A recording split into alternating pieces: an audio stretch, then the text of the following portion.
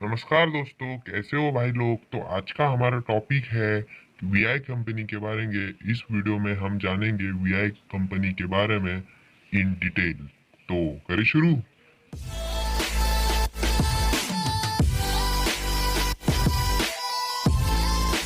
So guys, Vodafone idea अब बन चुके हैं एक नया ब्रांड जिसका नाम आया है वी।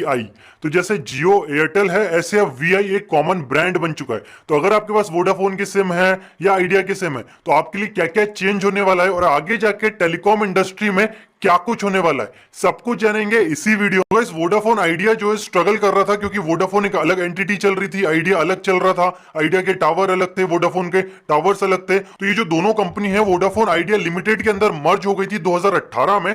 बट अभी तक इनकी सारी चीजें अलग चल रही थी, प्रमोशन भी अलग चल रहे थे, इनकी शॉप्स भी अलग थी, सिम भी अलग थी, सब कुछ अलग था। अब सबको मिला के एक नया ब्रांड बना दिया गया है वी नाम से। तो यहाँ पे अगर आप वोडाफोन की वेबसाइट ओपन करते हैं इंडिया की, तो ऑटोमेटिकली myvi.in पे ले आएंगे और आपको बताएंगे वोडाफोन आइडिया एक हो चुका है। इसी तरह आइडिया की भी वेबसाइट खोलेंगे तो ये भी रिडायरेक्ट हो जाएगी। तो अगर आज की तारीख में आपके पास वोडाफोन आइडिया की सिम है, तो थोड़े दिनों में उसके अंदर भी लिखा आ जाएगा वी। जहां पे लिखा आता है आपके नेटवर्क में आइडिया का है कि वोडाफोन का है। उसके बाद जितनी नई सिम इशू होंगी सब वी नाम से होंगी। आपको सारे एड्स भी वी नाम से देखने मिलेंगे। और आपके पास जो पुरानी सिम है, पुरानी ऐप यूज कर रहे हो, वो सब हटा के अब आपको वी की ऐप इंस्टॉल करनी पड़ेगी। और वी की ही वेबसाइट से आपके सारे प्रीपेड और पोस्टपेड नंबर जो है वो आप रिचार्ज कर सकते हो।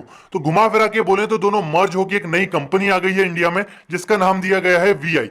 इनको 2 साल क्यों लग गए? तो देखो, जैसे ही जियो की एंट्री हुई थी उसके बाद वोडाफोन आइडिया धीरे धीरे खत्म होने लगा था। आज भी आप देखोगे तो 40 करोड़ इनके पास यूजर बेस था, कम कम कम कम होते होते अब 28 करोड़ का ही बचा है। तो इनने सब कुछ अच्छी तरीके से सोचा तो था, लेकिन बीच में एजीआर का डंडा आ गया था। एजीआर के ऊपर मैंने एक वीडियो बनाया हुआ है कि एजीआर क्या है। तो हर कंपनी को पुराना बहुत सारा बकाया देना था, और जो सुप्रीम कोर्ट का निर्णय आया था उसके हिसाब से इनको 1-2 महीने में ही सारा पैसा देना था। तो वोडाफोन आइडिया की बात करें तो इनको 58,000 करोड़ रुपए देना था। इनके पास इतने पैसे ही नहीं थे। तो जैसे तैसे बहुत सारी सुनवाई चली और फाइनली सुप्रीम कोर्ट ने बोल दिया कि भैया इकट्ठा पैसा हमको 1-2 महीने में मत दो, आपको हम 10 साल का समय देते हैं, आप इंस्टॉलमेंट में दे देना। तो इनके पास 10 साल का एक तरह से बोल सकते हो टाइम आ गया पैसा जमा करने का। तो इस हिसाब से आप देखोगे पर ईयर के हिसाब से अगर आप देखोगे तो अभी इनने 8,000 करोड़ दे चुके हैं, 50,000 करोड़ और देना। तो 10 साल के हिसाब से देखें तो हर साल 5-5 हजार करोड़ रुपए देते रहेंगे। तो इस हिसाब से इनको एक लाइफलाइन मिल गई, एक ऑक्सीजन मिल गई इसको सस्टेन करने के लिए पूरा बिजनेस मॉडल को। जैसे ही इनको पता चला कि पैसे 10 साल में देना है, तो इनको ऑक्सीजन मिल गई। तो अब ये 10 साल तो एटलीस्ट सर्वाइव कर सकते हैं, जैसे तैसे पैसे इकट्ठा कर सकते हैं। और अभी अभी नई न्यूज भी आई है कि वोडाफोन आइडिया के अंदर अमेजॉन और बाहर की कंपनीज हैं वो पैसा लगाने तैयार है। वो आपने देखा होगा जियो के अंदर फेसबुक, गूगल, माइक्रोसॉफ्ट किसी भी कंपनी को नहीं छोड़ा, सबने इतना सारा इन्वेस्टमेंट कर दिया कि जियो के पास एक भी रुपए का लोन नहीं है। वो जो भी पैसे उसके पास है सब कुछ उसके खुद के हैं, उसको किसी को लोन नहीं चुकाना है। अब वोडाफोन आइडिया की बात करो तो 1 लाख करोड़ रुपए का इनके पास कर्ज है, उसमें से भी 50,000 करोड़ तो अलग से देना है गवर्नमेंट को। तो इनके पास बहुत दिक्कत है पैसे की। लेकिन अभी मर्ज करने के बाद अभी इन्वेस्टमेंट लाएंगे, तो अमेजॉन ने बोला है कि हम इसमें पैसा लगाएंगे, सारी चीजें करेंगे। तो जैसे जियो मार्ट कर रहा है, वॉलमार्ट जो है वो भी कहीं ना कहीं अमेजॉन से टक्कर कर रहा है। तो हो सकता है अमेजॉन आगे जाके वोडाफोन आइडिया का नेटवर्क यूज करके अपनी सारी सर्विसेज प्रमोट करे। तो एक तरह से बोल सकते हो सारी कंपनियां अलग अलग ऑपरेटर को पकड़ के अपना अपना काम कर रही है। अब भैया यूजर पर्सपेक्टिव से देखें तो आज की तारीख में इंडिया में सिर्फ 3 ही कंपनी बची है। पहली तो है वी, दूसरी है जियो, तीसरी है एयरटेल।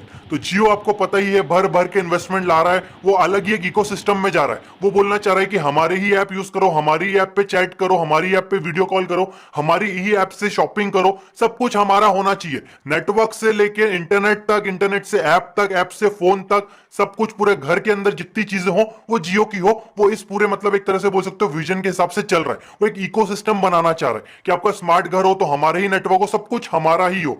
और वोडाफोन आइडिया जो है और एयरटेल जो है ये आपस में जियो से भी टक्कर ही कर रहे हैं, क्योंकि इनके पास बहुत सारी चीजें आ चुकी है। और जियो की सबसे अच्छी बात यह है कि इसका बेस जो बिल्कुल कोर चीज है वो इसका इंटरनेट है, क्योंकि इंटरनेट के ऊपर ही सारी चीजें चलेंगी। कल को आप बोलो व्हाट्सएप, फेसबुक चलाना है, तो भाई चलाओगे तो किसी ना किसी इंटरनेट पे ना। तो जियो तो पहले से ही इंटरनेट कंपनी बना बैठा है। तो इंटरनेट कंपनी बनने के बाद इसकी खुद की माई जियो की जो ऐप है वो 100 मिलियन से ज्यादा उसके इंस्टॉल है। कल को अगर जियो कोई एक नई ऐप लॉन्च करे और वो जो 100 मिलियन लोगों ने माई जियो ऐप लगा के रखी है ये सबको एक बस पुश नोटिफिकेशन ही भेज दे या ऐप खोलते से एक नोटिफिकेशन ही भेज दे कि भाई मेरी एक नई ऐप आ गई, जियो मार्ट आ गई, जियो हेल्थ आ गई, कुछ भी आ गई, तो ऑटोमेटिकली इतनी सारी ऑडियंस है, नेट भी उसी का यूज कर रही है, तो घूम फिर के सारी चीजें इनकी खुद की है। तो जियो उसी विजन पे चल रहा है और वोडाफोन आइडिया थोड़ा सर्वाइव कर रहा था। अब दोनों के मर्जर के बाद अब ये एडवर्टाइजमेंट भी वीआई के नाम से करेगा, सब कुछ अब वीआई के नाम से होगा। अब यहाँ पे बोलोगे कि भाई तीन कंपनी थोड़ी है, और भी तो कंपनी है। तो हाँ, माना कि भाई बीएसएनएल एमटीएनएल भी है, बट ये है नहीं है, ये इन लोगों को क्या फर्क पड़ता है, क्योंकि अगर आपके घर पे नेटवर्क आता है तब तक तो ठीक है, इसमें कोई इनोवेशंस नहीं आ रहे।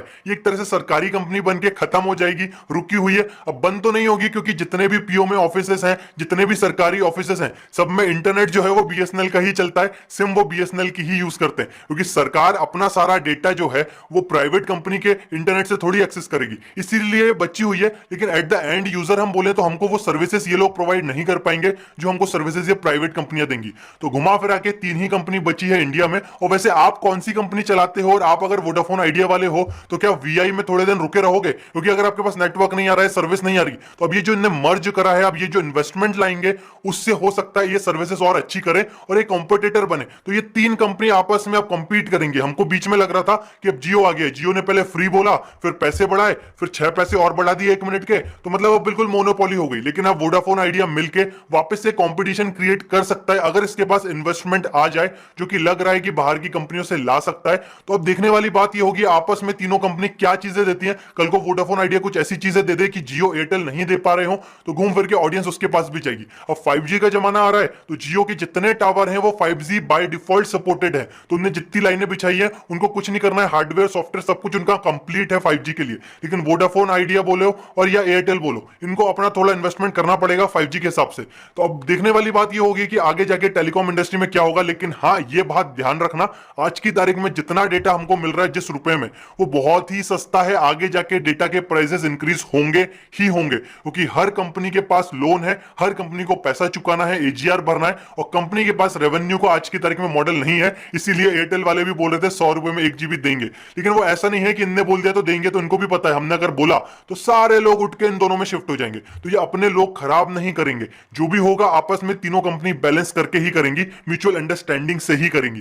तो नीचे आप कमेंट में जरूर बताइए आप कौन से सिम यूज करते हैं, और आने वाले दिनों में आप क्या चाह रहे हैं कि डेटा का प्राइस इंक्रीज होगा तो क्या आप ब्रॉडबैंड पे शिफ्ट करेंगे? क्योंकि जियो फाइबर जो है वो 30 दिन फ्री ले आया है। तो जियो फाइबर लॉन्च होते समय तो बताया गया था कि बहुत बड़ी चीज है, लेकिन बाद में बिल्कुल फुस्सी बम निकला। अब वापस से उसमें धीरे धीरे बारूद भरी जा रही है, उसका प्रमोशन किया जा रहा है। तो अब देखते हैं आगे जाके जब ये लोग 1 GB डेटा इतना महंगा देंगे, वहां पे जियो फाइबर या जो ब्रॉडबैंड कनेक्शन है वो वापस बाजी मार सकते हैं, क्योंकि ब्रॉडबैंड कनेक्शन में इनको स्पेक्ट्रम का पैसा नहीं देना है, तो आपको ज्यादा स्पीड कम पैसे में ये लोग दे पाएंगे। तो अगर आपको वीडियो अच्छा लगे तो प्लीज आप इसको लाइक करिए, शेयर करिए आपके सारे दोस्तों के साथ जो वोडाफोन आइडिया यूज करते हैं, ताकि उनको पता चले। कल को कोई आके बोले कि भाई वीआई की सिम दे दो, तो उनको यही नहीं पता होगा कि भाई वीआई कौन सी कंपनी आ गई। So I hope you like this video, thank you. और आपके भाई का नया न्यू चैनल है, प्लीज सब्सक्राइब करो यार, हेल्प करो। आप सब्सक्राइब नहीं कर रहे यार, थैंक यू।